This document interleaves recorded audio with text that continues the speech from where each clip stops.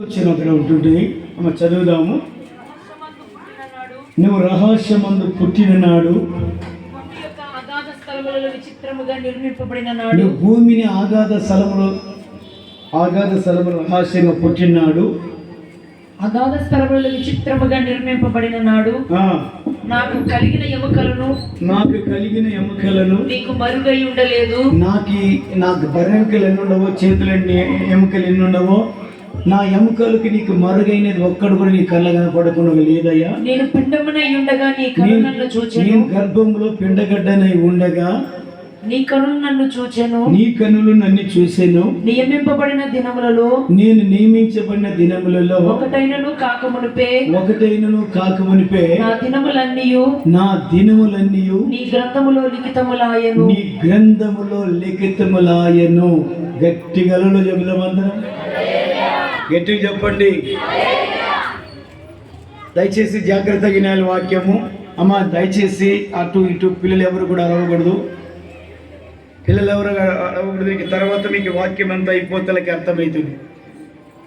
జంతువుకు లెక్క చెప్పలేదు, పక్షికి లెక్క చెప్పలేదు, లేదంటే పాకి పురుగుకి లెక్క చెప్పలేదు, లేదంటే ప్రపంచంలో జీవులు ఎన్నో ఉన్న దానికి లెక్క చెప్పలేదు. కనుక మానవుకి మాత్రమే పుట్టుతున్నప్పుడు గర్భంలో పిండగడ్డ నిర్మించబడుతున్నప్పుడే నువ్వు ఎన్ని రోజులు బ్రతకాల భూమి మీద, నువ్వు ఎన్ని వారాలు బ్రతకాలో, ఎన్ని నెలలు బ్రతకాలో, ఎన్ని సంవత్సరాలు బ్రతకాలో దేవుడు లెక్క రాసి నువ్వు తల్లి గర్భంలో దేవుడు పుట్టిస్తాడని బైబిల్ చెప్తుంది.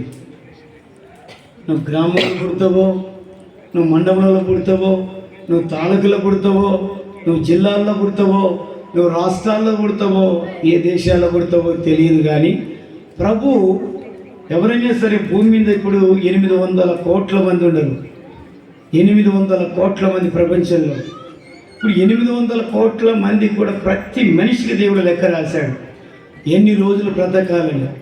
దేవుని బిడ్డలేనా, ఎన్ని రోజులు బ్రతకాలని దేవుడు లెక్కలుంటే ఆ సంపూర్తి దినాల అయ్యేంత వరకు కుడికైనను ఎనుకైనను తొట్టిల్లకుండగా నువ్వు మారు మనసుతో పొంది బాప్తిసం తీసుకొని ఆయన రెక్కల కింద దాచబడి నువ్వు నమ్మకంగా జీవిస్తే నువ్వు ఎన్ని దినాలను బ్రతకాలని లెక్క దేవుడు రాశాడో అవి సంపూర్తిగా వెళ్ళపుచ్చుతావు, మధ్యలో నీ దినాలు ఆగిపోవు అని బైబిల్లో ఉన్నది. లేదయ్యా నీ మాట వినము, నువ్వు మమ్మల్ని పుట్టించేసావు, అయిపోయి మమ్మల్ని మా మానవులుగా చేసావు, మా ఇష్టం వచ్చినట్టు మేము చేస్తాము, నాకు ఈ వయస్సు ఉంది, అందం ఉంది, ఐశ్వర్యం ఉంది, జ్ఞానం ఉంది, నేనేం చేసినా నాది నా జీవితం కదంటే కాలానికి ముందుగా నువ్వు మరణిస్తావని బైబిల్ చెప్తుంది. నీకున్న దినాలు ఉండగానే, ఇంకా నీకున్న సంవత్సరాలు ఉండగానే నువ్వు చనిపోతావు అని గ్రంథస్థములు అక్కడెక్కడ దేవుడు రాశాడు. ఒకవేళ నా గ్రంథములు లెక్కింప దినాలు సంపూర్తి నీకు చేయాలనుకుంటే ఈ భూమి మీద నా మాట నీవు వినాలి. హల్లెలూయా, గట్టిగా చెప్పండి హల్లెలూయా, హల్లెలూయా.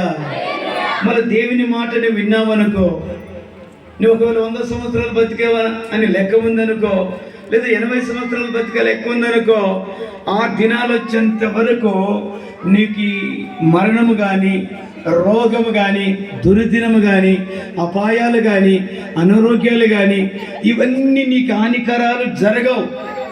నీ దినము సంపూర్తయినంత వరకు నువ్వు బ్రతుకుతావు సుఖముగా.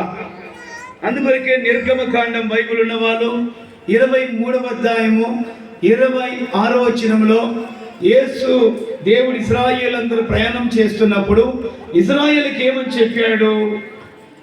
కడుపు దిగబడినది గొడ్డుదియు నీ దేశములోను ఉండదు, నీ దేశంలో నీ కుటుంబంలో ఉండదు. నా మాట అంటే నీ దినముల లెక్క సంపూర్తి చేసేదను. 25 వచ్చింది. నీ దేవుడైన యెహోవానే సేవింపవలెను, నీ దేవుడైన యెహోవాను సేవించవలెను. అప్పుడు ఆయన నీ ఆహారమును నీ పానమును దీవించెను. నేను నీ మధ్య నుండి రోగమును తొలగించెదను, నీ మధ్యలో ఉన్న రోగమును తొలగిస్తాను. కడుపు దిగబడినది గొడ్డుదియు నీ దేశములోను ఉండదు, నీ దేశములో ఉండదు. నీ దినముల లెక్క సంపూర్తి చేసేదను. నేను నీ దినములు ఎన్ని రోజులు బ్రతకాలను లెక్క రాశాను. నువ్వు గర్భముల పిండగడ్డగా ఉన్నప్పుడు ఆ దినముల లెక్క నా మాటని వింటే దాన్ని సంపూర్తిగా నెరవేరుస్తాను. హల్లెలూయా. గట్టిగా చెప్పండి హల్లెలూయా. నువ్వు ఒకవేళ నీ యవన సౌందర్యాన్ని చూసుకొని అందముందని నీ యవన విలలో పడిపోయి నువ్వు శరీరాశలు నేత్రాశలు పడిపోయి దేవుని ఆజ్ఞను అతిక్రమించేసి ఉపదేశానికి లోబడకుండగా నా ఇష్టాసరంగా నేను జీవిస్తానంటే కాలానికి ముందుగా నువ్వు చనిపోతావు అని బైబిల్ చెప్తుంది. నీ దినాలు సంపూర్తి కావాలా దేవునితోనే. ఒకవేళ నువ్వు ఈ బుదరపేటలో ఈ సిటీలో ఉన్నావు, ఈ సిటీలో నువ్వు సంపూర్ణంగా బ్రతకాలంటే ఏ తుఫాను కానీ, ఏ సుడిగాలి కానీ, ఏ మరణకాండాలు కానీ, ఏ రోగాలు కానీ నేను చంపేయవని బైబిల్ చెబుతుంది. నీ దినాలు సంపూర్తి అయ్యేంత వరకు ఈ జీవపు మూటలో దేవుడు కట్టి పెడతాడని బైబిల్ చెప్తుంది. హల్లెలూయా. గట్టిగా చెప్పండి హల్లెలూయా. హల్లెలూయా. ఈరోజు ఈ మూడో పూట రాత్రి నువ్వేమని అడగాలంటే, ప్రభువా నా కుమార్తె పైన ఎన్ని రోజులు లెక్క పెట్టావో, నా కుమారుడి పైన ఎన్ని రోజులు లెక్క పెట్టావో, నా భర్త పైన ఎన్ని రోజులు లెక్క పెట్టావో, నా పైన ఎన్ని రోజులు నేను బ్రతకాలని లెక్క పెట్టావో, ఎన్ని సంవత్సరాలు ఎన్ని నెలలు బ్రతకాలని లెక్క పెట్టావో, అది సంపూర్తయ్యేంత వరకు నీ ఉపదేశానికి లోబడి నమ్మకంగా జీవించి ఈ లోకములో నా లెక్క దినాలు పూర్తయినప్పుడు ఇక్కడ నిన్ను మరణించిన వెంటనే నీ పరలోకానికి వెళ్ళటానికి నాకు నువ్వు కృప దయచేయాలనైనా అని అడగాలి. హల్లెలూయా. హల్లెలూయా. నువ్వు ఇలా కాకుండా నీ జీవితం గురించి ఎవరు నన్ను పుట్టించాడు, ఎవరు నన్ను ఇంతగా పెద్దగా పెంచి పెద్దగా చేశారు, ఎవరు తల్లి గర్భంలో 9 మాసాలు నన్ను కాపాడాడు, వానలు లేని చోట గాలి లేని చోట పెంచి పెద్దగా చేశాడు కదా అని ఆ విలువ తెలుసుకొని నిజంగా దేవుడు లేకపోతే మనం పుట్టలేం కదా, ఈ దేవుడు లేకపోతే మనం బ్రతకలేం కదా. ప్రభువా నీ చిత్తం మా పైన ఏమున్నదో, నీ సంకల్పం ఏమున్నదో ఆ సంకల్పం తగినట్టుగా నీ ప్రణాళిక తగినట్టుగా మేము జీవించాలి యేసయ్యా. ఏదైనా పొరపాటు ఉంటే నువ్వు క్షమించమని నువ్వు పశ్చాత్తాపడి అడిగితే నీ దినాలు సంపూర్తి చేయగలుగుతావు. హల్లెలూయా. హల్లెలూయా. దేవుడు కాదని ఇష్టాసరంగా నువ్వు జీవించావనుకో, నువ్వు మేడలు కట్టుకున్నా, బంగారు సంపాదించినా, లేకపోతే ఎండు సంపాదించినా, ఏమి సంపాదించినా కాలానికి ముందుగా చనిపోతుందని బైబిల్ చెప్తుంది. దేవుని బిడ్డలుగా ఈరోజు రాత్రి నువ్వు తీర్మానం చేసుకోవాలని దేవుని వాక్యం హెచ్చరిస్తుంది. యోబు గ్రంథము 36వ అధ్యాయము 10వ వచనం చదువుదాం. యోబుతో దేవుడు ఏమంటాడు సరే చదువుదాం. యోబు గ్రంథము ఉపదేశం వినుటకై వారిని చెవిని తెరవజేయును, వాని చెవును తెరవజేయును, పాపం విడిచి రండని ఆజ్ఞయించును, పాపం విడిచి రమ్మని దేవుడు ఆజ్ఞించెను. వారు ఆలకించి ఆయనని సేవించిన ఎడల, ఒకవేళ ఆయన ఆలకించి ఆయనని సేవించిన ఎడల తమ దినములను క్షేమముగాను, తమ దినములు క్షేమముగాను, తమ సంవత్సరములను సుఖముగాను, తమ సంవత్సరములు సుఖముగాను వెళ్ళబుచ్చెదరు. హల్లెలూయా. గట్టి చెప్పండి హల్లెలూయా. తమ దినములుగాను, తమ సంవత్సరములుగాను, సుఖముగాను, సంతోషముగాను నువ్వు వెళ్ళబుచ్చుతావు. అన్నా నేను నరకరమని అనుభవిస్తున్నానన్నా, నేను ఎప్పుడు ఏమైపోతున్నా తెలియదన్నా, అసలు ఇంట్లో కుటుంబ వ్యవస్థ జరగక చాలా నరకం అనుభవిస్తున్నానన్నా, నా దినాలు ఏమైపోతావో తెలియదు, ఎప్పుడు ఏమైపోతున్నో తెలియదనే ఆ భయంకరమైన శోధన శ్రమలు నిన్ను అటాక్ చేయవు దేవుని గాన. నువ్వు నిజంగా ఆరాధన చేసి దేవుని ఉపదేశానికి నువ్వు లోబడితే నీ దినములు సుఖముగాను, నీ సంవత్సరములు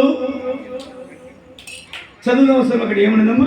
తమ దినములను క్షేమముగాను, తమ దినములు క్షేమముగాను, తమ సంవత్సరములను సుఖముగాను వెళ్ళబుచ్చుతావు. సంవత్సరములు సుఖముగాను నువ్వు వెళ్ళబుచ్చుతావు. హల్లెలూయా. హల్లెలూయా.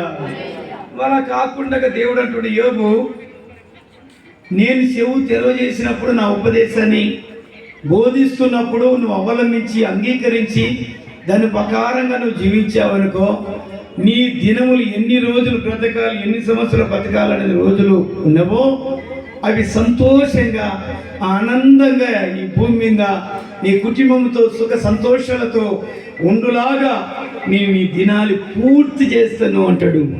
ఒకవేళ యవన కాలం ఉందని చెప్పి టాలెంట్ ఉందని జ్ఞానం ఉందని నా ఉపదేశాన్ని అవలంబించకుండా నా ఉపదేశాల్లో నువ్వు స్థిరపడకుండా ఇష్టం వచ్చిన చేసావనుకో యవ్వన కాలం అందే చెడిపోతావు అని బైబిల్లో ఉంది. చదువుదాం, కింద ఏమనుంది అక్కడ?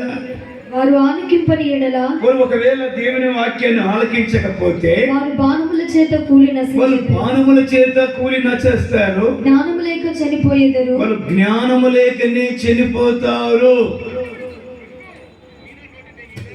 చూడాలి, వికసించిన కాలేజీ బిల్డింగ్లో మరి 3 ఫ్లోర్లు మందిరం ఉంటుంది. నేను పైన ఉండా ఒక వాలంటీర్ అమ్మాయి నాకు ఫోన్ చేసింది రమ్మని. ఏదో చిన్న విషయం ఉంటే వచ్చాను. ఆ